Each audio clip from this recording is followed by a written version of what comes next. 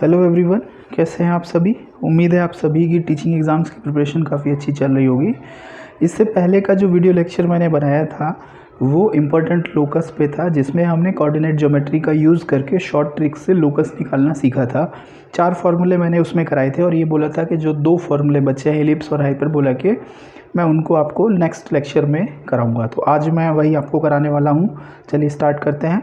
ठीक है, तो देखिए पहले मैं थोड़ा सा बेसिक आइडिया आपको एलिप्स का बता देता हूँ। आप सभी को पता होगा एलिप्स की जो स्टैंडर्ड इक्वेशन होती है वो ये होती है x² + y² + b² = 1 when a is greater than b। ठीक है, तो एलिप्स की डेफिनेशन क्या है जिसको हम लोग यहाँ यूज़ करेंगे। An ellipse is the locus of a point which moves in a plane in such a way that the sum of its distance from two fixed point in the same plane is always constant। ये देखिए इसमें S और S टेस इसके फोकी होते हैं, आपको सभी को पता है, फोकस बोल सकते हैं हम लोग। ठीक है, तो आपका एस और एस टेस होते हैं और पी कोई पॉइंट है पी एक्स वाई। ठीक है, तो एस पी प्लस एस टेस पी ये हमारा ऑलवेज क्या होता है, कांस्टेंट होता है। अगर a ग्रेटर देन b है तो ये 2a आएगा। ठीक है, और अगर a लेस देन b है तो ये 2b आता है। तो ये दोनों याद रखना है। ठीक है, मेजर एक्सिस बोलते हैं हम लोग। s होता है ae,0, एस टेस होता है -ae,0 जब ये वाला हम लोग रिजल्ट लेते हैं। ठीक है, अब देखिए इसमें एक चीज़ और ध्यान रखना है जिसको हमें आगे यूज़ करना है। तो ये डिस्टेंस जो होती है मेजर एक्सिस ये 2a होता है और ये s और s टेस के बीच की जो डिस्टेंस है उससे क्या होता है, ये बड़ा होता है। ठीक है, अब अगर a लेस देन b है तो आपके पास में ग्राफ इस तरह का आता है, ये आता है। ठीक है, तो ये 2b होता है। ठीक है, तो इसमें s जो होता है वो 0,be होता है और s टेस 0,-be होता है। आपने एलिप्स पढ़ा होगा काफ़ी अच्छे से। ठीक है, हम इसको यहाँ यूज़ करके मैंने रिवीजन के लिए लिख दिया है कि आपको ये दोनों याद रखने हैं। तो ये दोनों रिजल्ट्स आपको याद रखने हैं। जब ये वाला एलिप्स लेंगे तो 2a आएगा, और जब ये वाला एलिप्स लेंगे तो sp + s टेस p हमारा 2b आएगा। ठीक है, अब फॉर्मूला देखिए किस तरह से मिलेगा, इस पे क्वेश्चंस कैसे मिलेंगे। az1 and bz2 are two fixed points in the Argand plane and a point pz moves in the plane such that mod of z minus z1 plus mod of z minus z2 equal to constant। यानी कि a और b हमारे पास 2 point given है। ठीक है, और आपके पास अगर ये कांस्टेंट हो और ये is not equal to z1 minus z2। ठीक है, जो पहले लेक्चर्स में था ये इक्वल टू आता था z1 माइनस z2 के। ठीक है, अब यहाँ ये इसके इक्वल ना हो then locus of p is an ellipse. तो लोकस ऑफ p आपका एलिप्स बोला जाता है। तो इस तरह के आपको क्वेश्चंस मिलेंगे। यानी कि अगर हम लोग देखें, मैंने लास्ट लेक्चर में ये बताया था, ये है mod of z minus z1 यानी p और a के बीच की डिस्टेंस है ये, प्लस ये पी बी है इक्वल टू कांस्टेंट जो इक्वल नहीं है mod of z1 minus z2 के। ठीक है, और mod of z1 minus z2 मतलब ए बी, ये इनका जो डिफरेंस ये है, ये जो कांस्टेंट है ए बी के इक्वल नहीं है। तो जो p का लोकस है वो एलिप्स होता है। p moves in such a way that the sum of its distance from a to b a and b is constant and not equal to a b. Then locus of p is an ellipse having its foci at a and b। अब देखिए question किस तरह के पूछे जाएंगे और question geometry का use करते हुए किस तरह से पूछे जा सकते हैं। देखिए कि ये इंपॉर्टेंट क्वेश्चन है। The equation mod of z minus i plus mod of z plus i equal to k where k greater than 0 can represent an ellipse. ये कह रहे हैं इलिप्स को रिप्रेजेंट करेगा इफ़ k कितना होगा, 4 ऑप्शन गिवन है। ठीक है, तो ऐसे क्वेश्चन अगर दे देगा तब आपको ये इसी मेथड से होगा। अब देखिए जस्ट अभी हमने आपको बताया है कि वी नो दैट sp और s टेस p जो है वो हमारा 2a आता है या 2b आता है। ठीक है, और ग्राफ से मैंने जस्ट ये बताया था कि ये जो डिस्टेंस होती है ये हमेशा ग्रेटर देन होती है s डैश s से। s और s डैश के बीच की जो डिस्टेंस है अभी जब आप ग्राफ देखेंगे, ठीक है, which is greater than s dash. So the locus of pz satisfying this equation will represent an ellipse if जो ये डिस्टेंस है यानी कि जो ये वैल्यू आती है ये या तो ये 2a आती है 2b आती है और ये ग्रेटर देन होती है s डैश से। इसका मतलब जो k है वो ग्रेटर देन होगा distance between s and s dash. तो s कितना है यहाँ 0,i, s डैश कितना है 0,-i, जब हम इसे z माइनस z2 के फॉर्म में लिखेंगे। ठीक है, तो s हो गया 0,i, s डैश हो गया 0,-i। तो इन दोनों के बीच की डिस्टेंस निकाल लीजिए। डिस्टेंस निकालना आप सबको आता है, डिस्टेंस फार्मूला मैंने पहले लेक्चर में बताया भी है, mod of z1 minus z2। तो जब आप इन दोनों की डिस्टेंस निकालेंगे तो ये 2 आ जाएगा, तो k आपका हो जाएगा ग्रेटर देन 2। अब ऑप्शन में देखिए, तो k ग्रेटर देन 2 एक ही ऑप्शन है 4, तो k इक्वल टू कितना हो जाएगा 4। तो ज्योमेट्री के यूज से हमारा ये क्वेश्चंस आपका 30 सेकेंड्स में भी ईजिली हो जाएगा, ठीक है। और देखते हैं और किस तरह के क्वेश्चंस पूछेंगे इस पर। देखिए और इस तरीके के पूछ सकते हैं, the region of the Argand diagram defined by this mod of z minus 1 plus mod of z plus 1 less than and equal to 4 is. 4 option given है। ये जो रीजन है आर्गन डायग्राम का, ये किसको रिप्रेजेंट करेगा?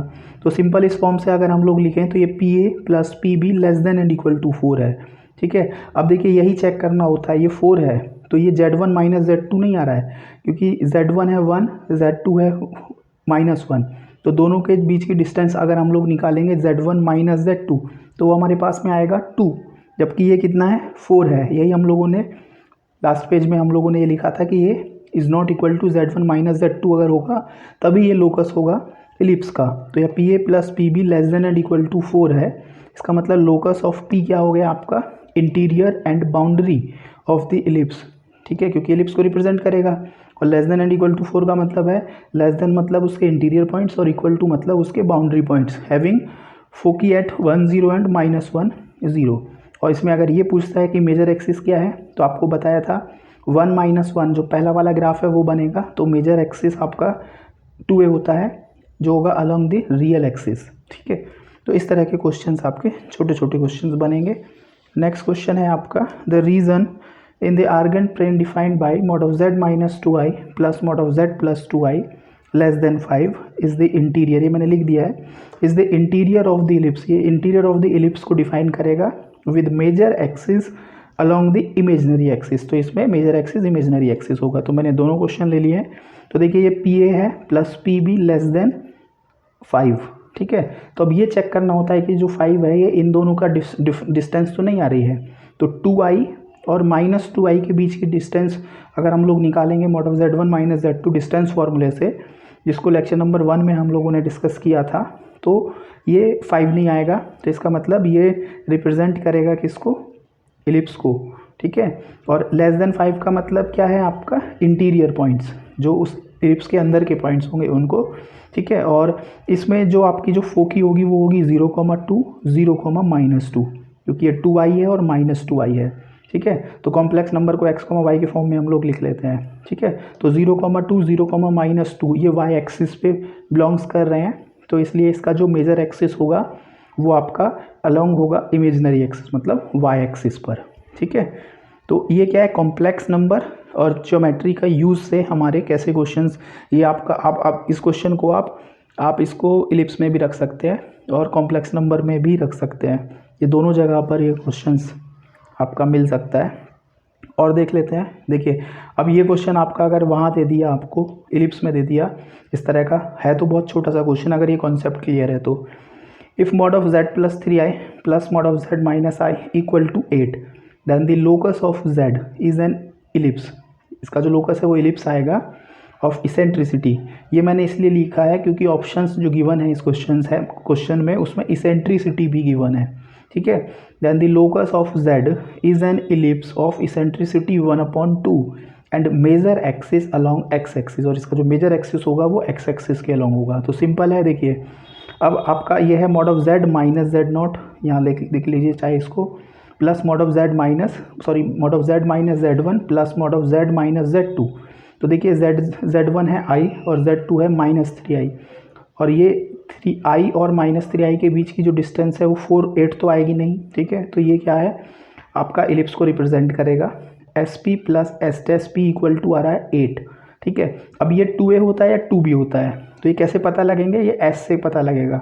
जो s है वो हमारा कितना है? i, यानी 0,1। एस टेस है हमारा माइनस 3i, तो 0,-3।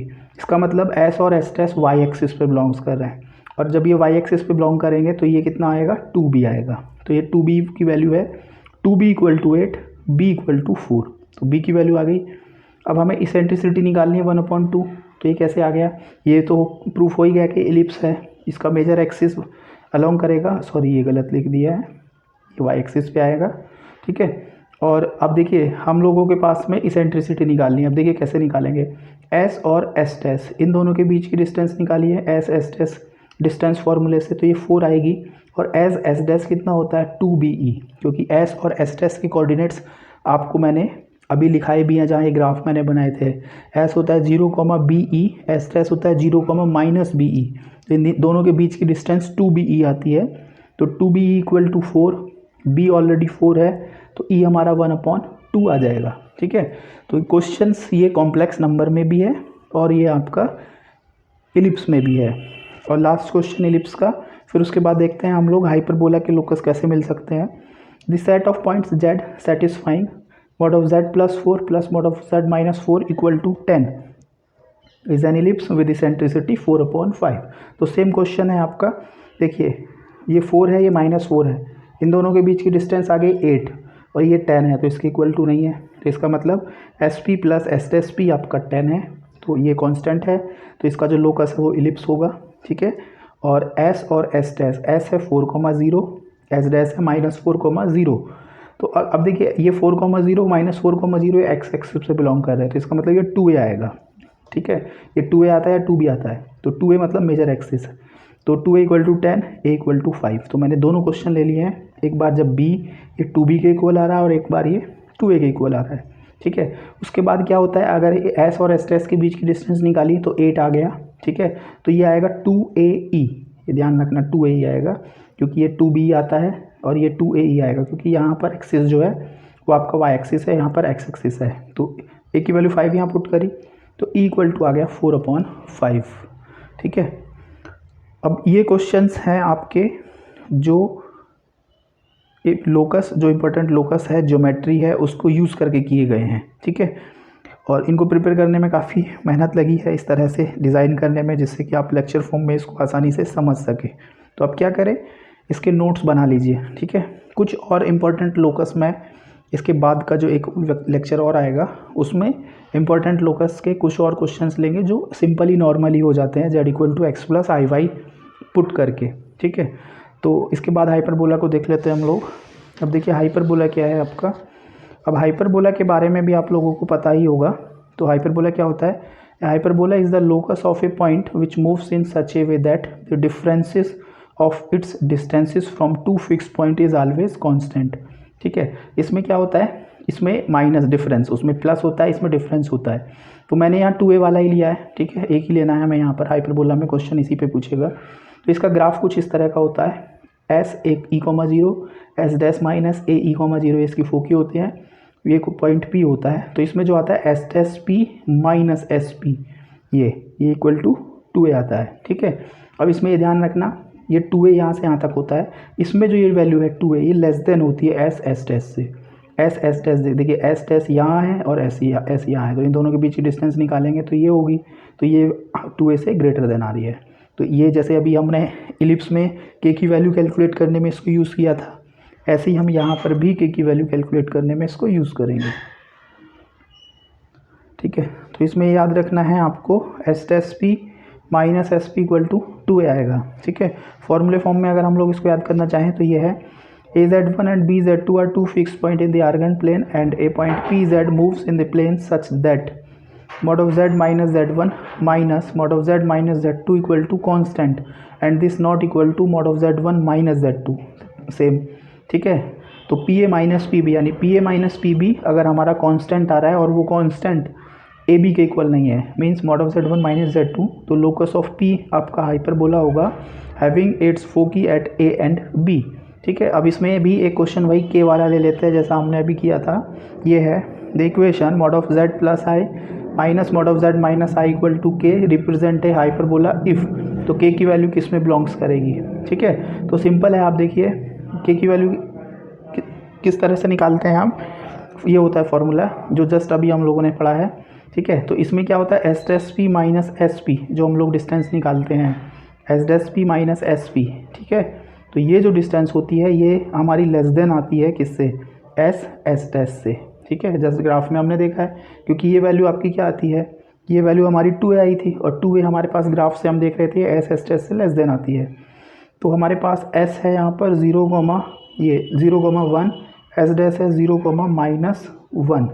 ठीक है, तो हम लोगों ने अब S dash P minus S P, ये तो के है। ठीक है, यहाँ से P A minus P B equal to constant, तो ये के है, तो यानी कि जो मॉड ऑफ के है वो लेस देन होगा एस डैश से।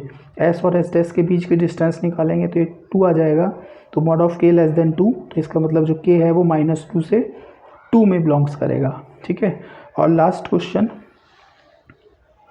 The point z in the complex plane satisfying this equation lies on a hyperbola। तो सिंपल है ये तो P A minus P B equal to +-3। ठीक है, अब इसका मोड कर लीजिए बोथ साइड, तो P A minus P B distance equal to 3। तो आपको पता है कि ये डिस्टेंस ऑलवेज पॉजिटिव होती है, तो locus of P is a hyperbola having its foci at -2 0 and 0 2। ये IIT में आया हुआ क्वेश्चन है, इसी तरह के छोटे छोटे क्वेश्चन आपको मिलेंगे। ठीक है, तो उम्मीद है आप सबका ये लोकस का जो ज्योमेट्री से हम लोग करते हैं वो टॉपिक आपका क्लियर हो गया होगा। ठीक है, और 4 फॉर्मूले मैंने पहले वाले लेक्चर में आपको डिस्कस कर लिए थे, और इलिप्स और हाइपरबोला की मैंने इसमें डिस्कस किए थे, क्योंकि इसमें थोड़ा सा हम लोगों को ज्योमेट्री का, इलिप्स और हाइपरबोला की ज्योमेट्री को यूज़ कर रहे थे हम लोग। ठीक है, चलिए तो फिर हम लोग नेक्स्ट वीडियो में मिलते हैं जल्दी ही।